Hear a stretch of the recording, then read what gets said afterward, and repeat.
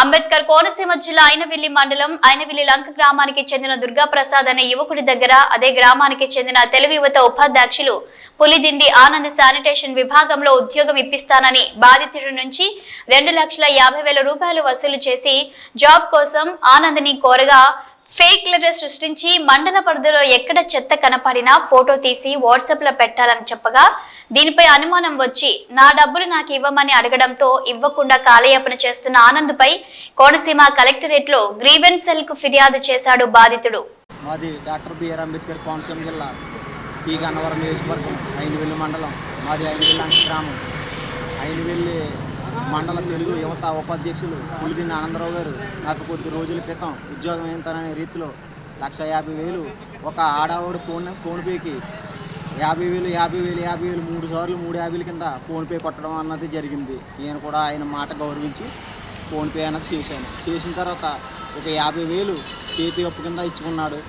అంతేకాకుండా ఉద్యోగరీత్యా జాయిన్ చేసిన తర్వాత నాకు కానీ ఉద్యోగం నచ్చకపోతే నేను ఎంతైతే కట్టానో అంతా కూడా తిరిగి ఇచ్చే బాధ్యత నాది అన్న తరుణంలో నేను డబ్బులు కట్టడం జరిగింది. అంతేకాకుండా ఉద్యోగంలో చేరిన తర్వాత ఇది స్వచ్ఛ భారత్ మండల్ సూపర్వైజర్ అనే ఉద్యోగం కింద తేలింది.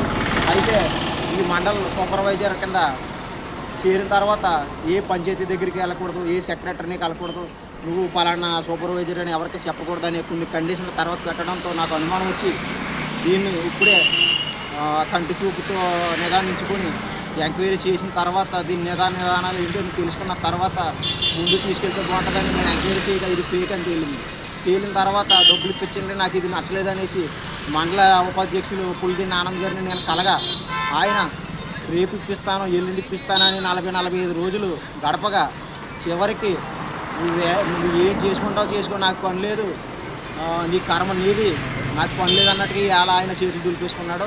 అందుకు కలెక్టర్ గారి దగ్గరికి వచ్చి నేను అర్జీ పెట్టుకున్నాను. ఇదిగో ఫోన్పేలో నేను డబ్బులు పంపినట్టు ఇది స్క్రీన్ షాట్ తీసి జిరాక్స్ కలెక్టర్ గారికి ఇవ్వడం జరిగింది.